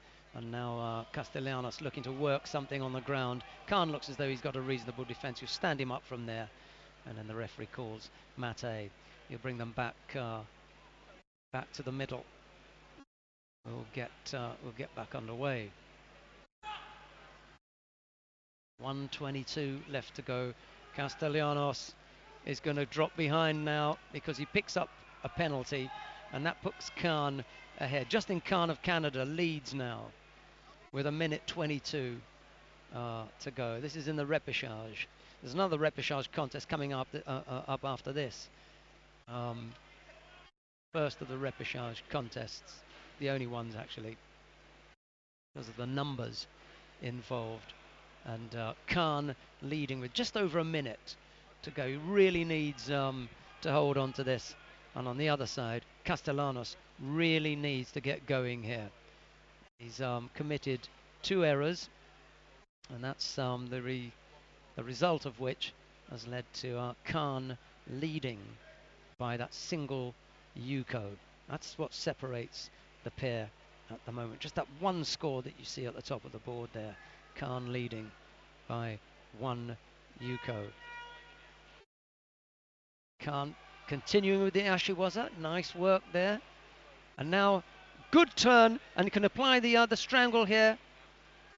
It's just on the other side. He's tapped out. I couldn't see it from my side, but he had tapped out. Took a little bit too long to tap out, and unfortunately for Castellanos, he's gone unconscious there. He's come round now, but he'll just be a little bit groggy, as it took a little bit too long for him to tap. and then he'll come back to his feet now. So on mat 1, he really wants to take the winner just that of little that bit first longer round of the repechage in the men's under 60 kilos to in the look white, after him. representing Canada, Justin Khan.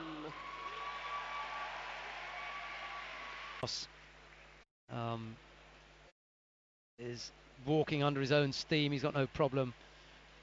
If you're at home and you're a little bit concerned about that bit of action, don't worry. Juan Castellanos is fine. We've got one more contest to bring you here, and it's on mat number 1.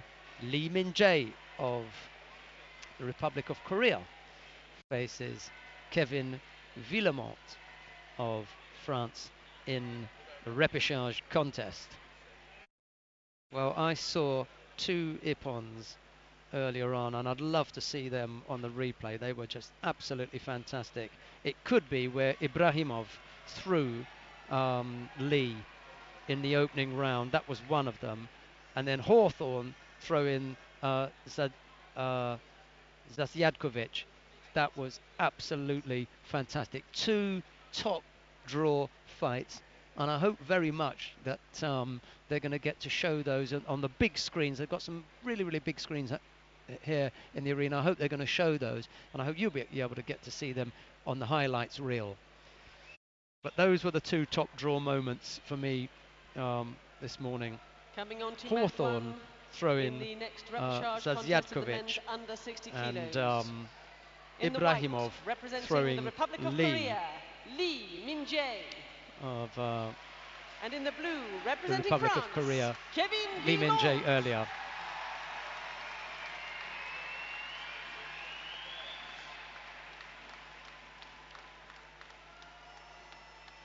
Well, the 2 judges escort the fighters to the middle of the mat. Mr. Oyama waits, the referee for this final contest of the morning. If you're looking over and wondering who that is, that's the American Ronald Hawthorne of the United States of America. But we're concentrating on mat number 1 at the moment. Lee Min-jae of Korea faces Kevin Villemont.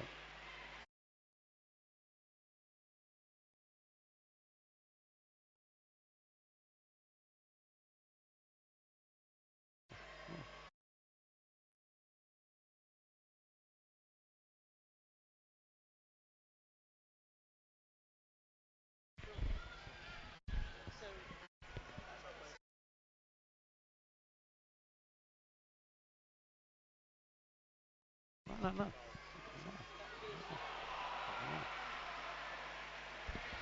Oh, beautifully done. It won't be Ippon, it'll be Wazari. But Lee Min-jae, he really got hold of Kevin Villemont there.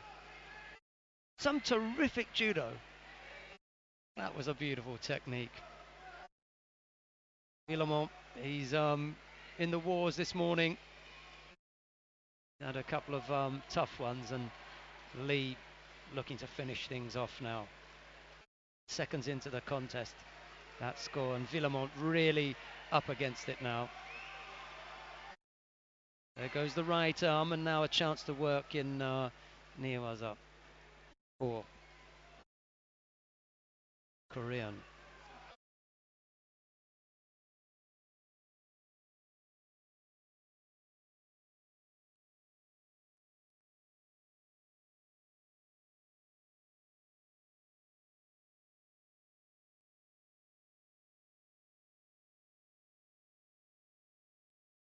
Four and a half minutes left to go, and there's still plenty of action to come in this contest. It's amazing.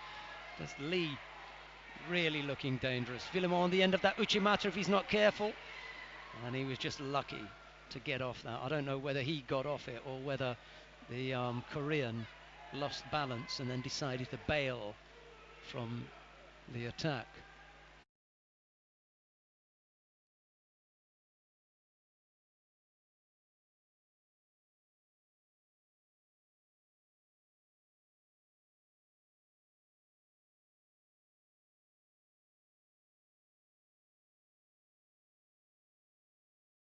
Ochigari attempted from Lee. Lee decides against it. And now Villamont really has got to come up with something. There's a Wazari down inside the first minute. Left-sided Ochigari, a little bit weak, to be honest. Villamont just hasn't been able to produce any real energy in the contest so far. It's a little bit tense, a little bit nervous, tight in the upper body, and he's going to have to break that, because Lee looks the complete opposite. Relaxed, fluent, and really dangerous.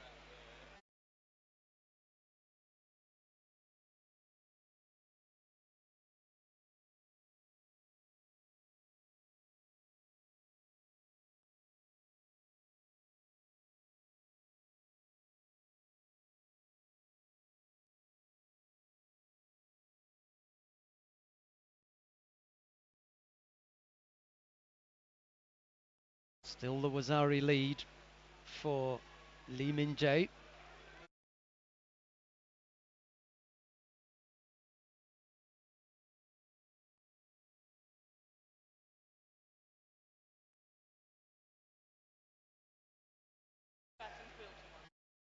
Villamont under pressure here. I liked him well enough when I met him this morning. We had a nice chat in the middle of the mat. Nice young man, but he just needs to get a bit of fire into him, because this one is not just slipping away from him, but the Korean's going to steal it if Villamont doesn't stand up and really fight him. He's got to battle him a little bit harder. That was better. Through the right arm in, thinking about the Ippon Seoinage top with the Koji Gaki. Just wasn't strong enough, and Lee blocked it, and now has rolled him over. He's got the top half reasonably well tied up. Just needs to get the right leg out. There it comes. Villamont holding on to the right leg as much as he can, trying to trap that. That looks pretty good now. And the referee will probably call Mate and stand them up.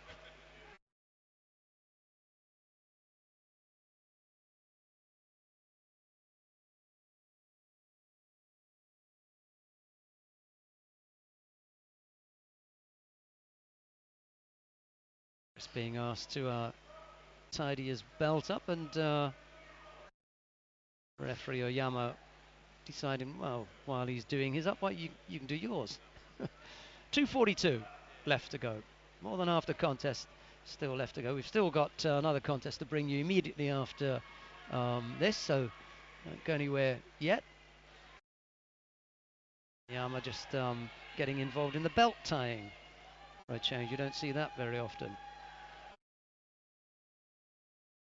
Sure, the fighters are nice and close, ready for the hajime, and hajime is called.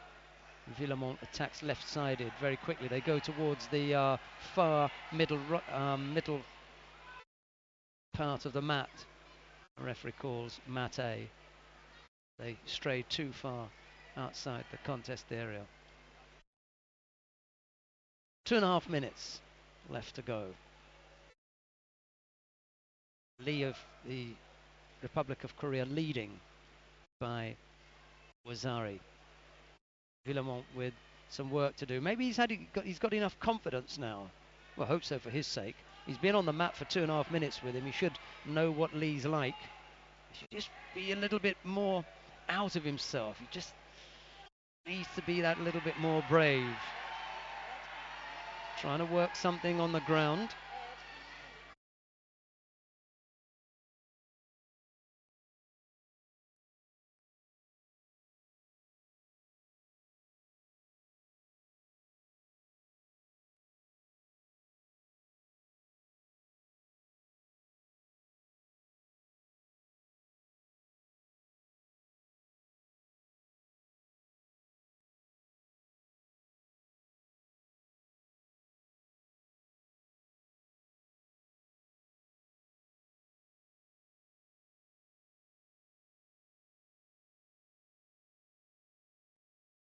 Move over towards the far side of the mat now, but there's no score. Referee stands them up and bring them back into the middle of the mat.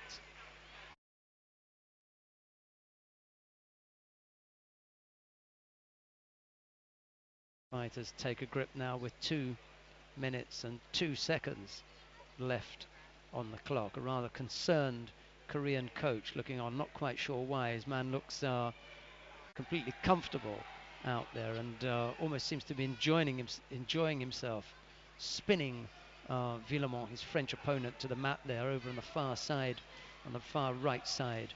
Still got enough space to work, and now Lee trying to work something in Nevaza, rolls Villemont fairly easily and then decides to roll him all the way out of the contest area, and the referee calls mate. Stands them up and brings both fighters back to the middle. It's 1 minute and 34 left to go.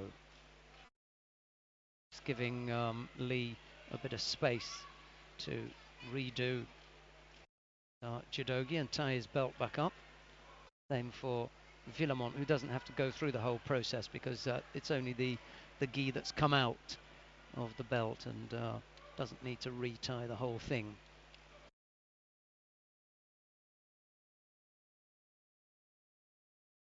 Lights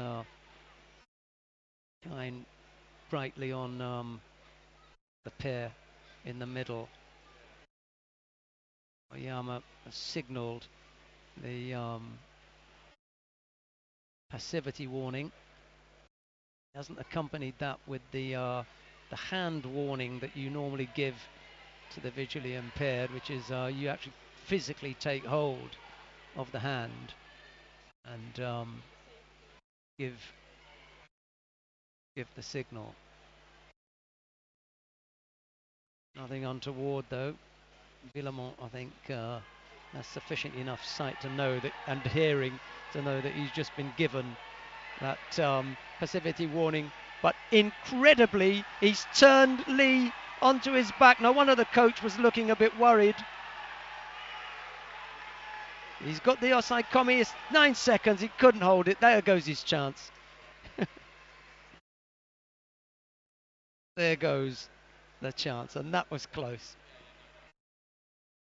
That was Villemont's chance to steal the contest from Lee.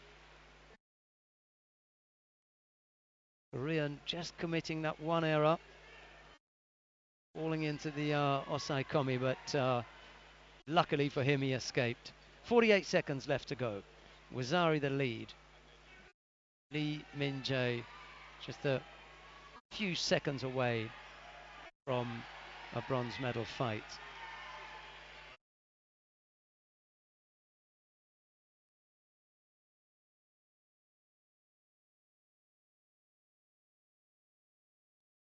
Recalled Mate and has brought them back to the middle of the mat. 37 seconds to go now. Fighters just taking their grips now, relaxing a little bit, heads up, bodies close together. Jime, and they get back underway. Almost Kosodagaki attempted there from Villemont.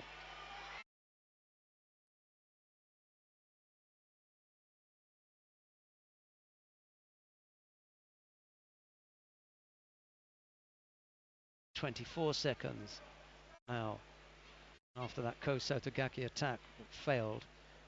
Nothing happening on the ground, so the referee called Mate, stood them up. Calls Hajime, and they get underway again for this probably 2 or 3 attacks. That's all that's left on the clock. 17 seconds now. They begin to wander towards the far left side of the competition area, and eventually they wander out after the Jogai is called first, but then they wander out anyway.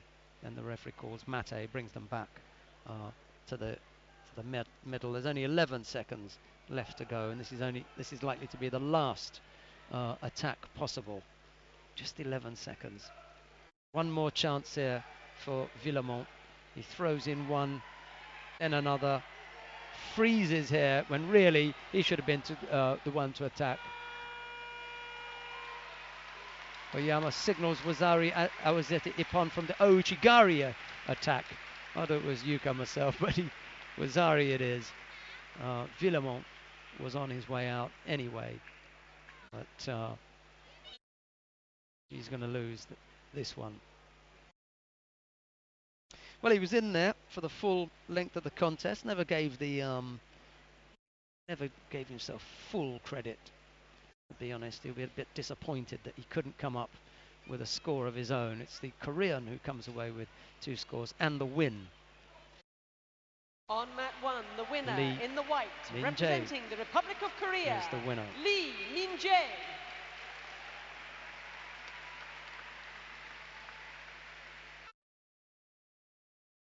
Fighters are for Coulter. Any athlete with a loss after that, it's a must-win situation if you're going to take a medal. He can still fight for the bronze here.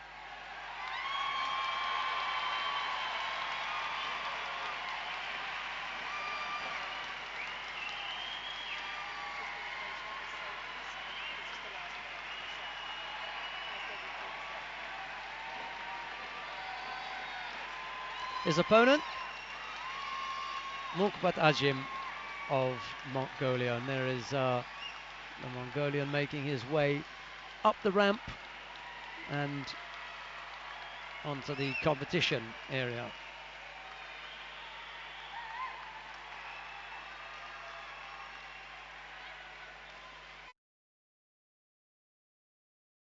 Number of people in the arena cheering, of course, for the home man. Not surprisingly, Ben's got some good support.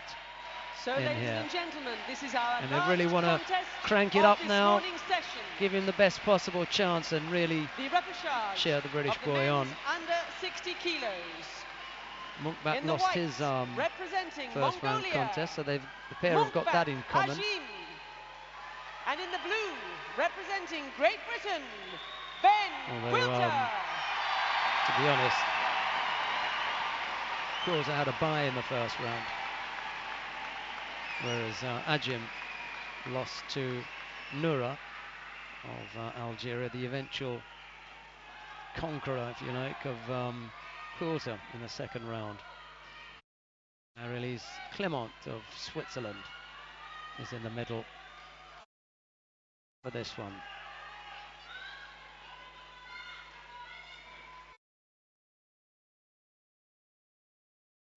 Five minutes on the clock.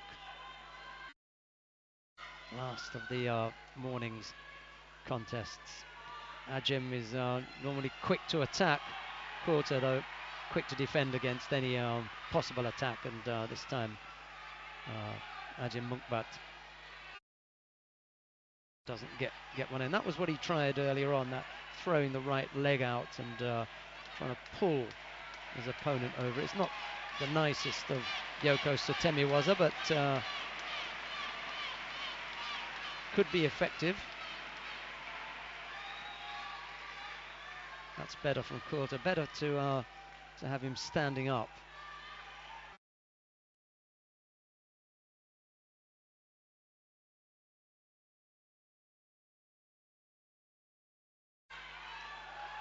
Tried the Tomoe-nage there, did Quilter. Not sure which one of the knees is giving him trouble. Let's hope it's not the one that he's attempting to use the Tomoe-nage on.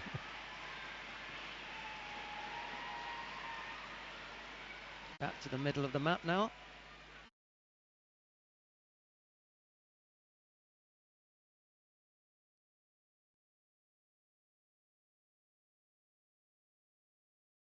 The referee calls Ajim, and we get back underway. An immediate foot sweep attempt there from the Mongolian, Ajim Mukbat, and then goes right-sided for Marote Seoinage, and that doesn't come off. The referee calls Mate and stands them up. There's the Mongolian supporters group, waving flags and filming and on various electronic gadgets. One the size of a phone, the other the size of a tablet PC. And we're back underway now. On your session 1 announcer script.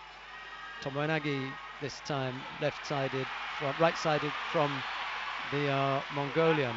And now Quilter moving around to Kamishio Gatami, needs to get past the legs and he decides to stand up.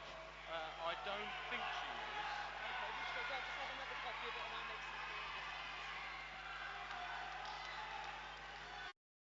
she is. No score, 3:34. Referee Clement brings them back to the middle. They stand toe-to-toe and now they're underway, bent over immediately as they rather defensively look for an opening, if that's if you can understand that. Again, right-sided Tomoenagi attempted from Quilter. He misses that and then tries to throw the right leg over and bring off Juji Gatami, but that fails. And another group of Mongolians up in the stands, waving Mongolian flags. Quite a few Mongolian supporters in here. Ashiwaza attempted from Quilter, doesn't move the Mongolian. The Mongolian attempts his own shoulder throw, if you like. That doesn't come off, and almost a chance for Waki Gatami there from Quilter. That was close. It's not nothing forthcoming, and they stand up, and the referee, I think, is about to issue a passivity warning to, I'm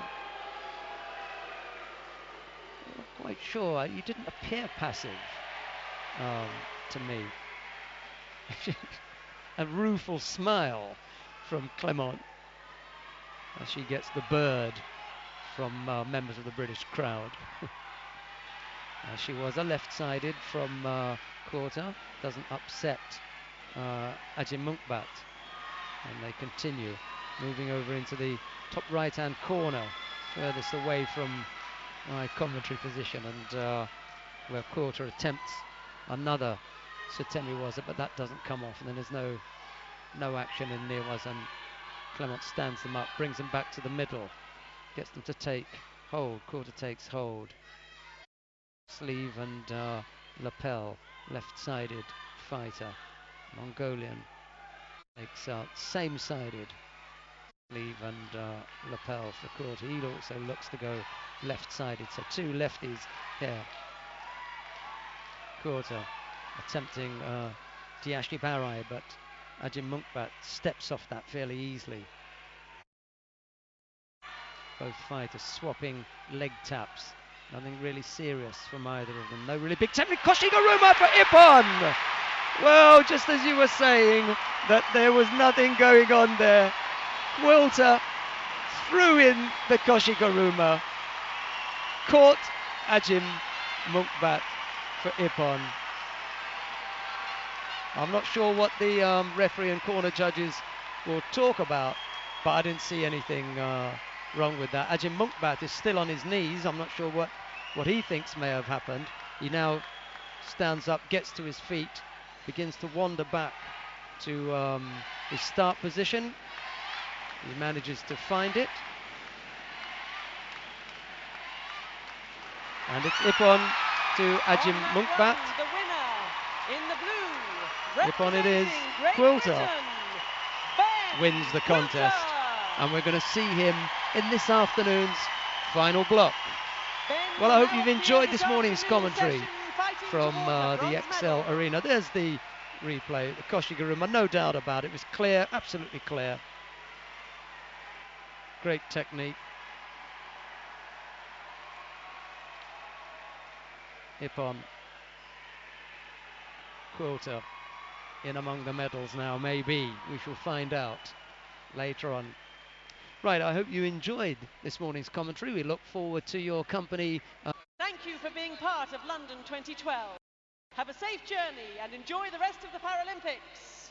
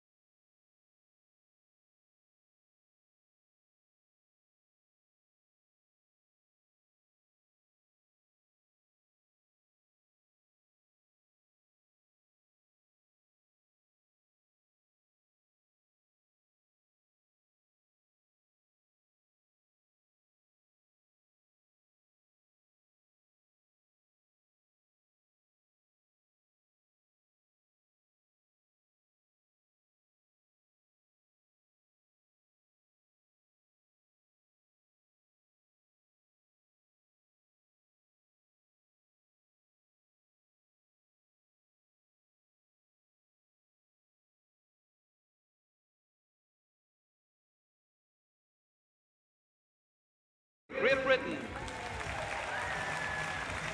On table 2, it's a Class 8 match representing Slovakia. Richard Chesty. Representing Iraq, Saeed Ali. The umpire is Neil Montfort from Australia, and the assistant umpire is Zhang Yingqiu from the People's Republic of China. On table 3, it's a Class 3 match representing the People's Republic of China, Feng Panfeng. Representing the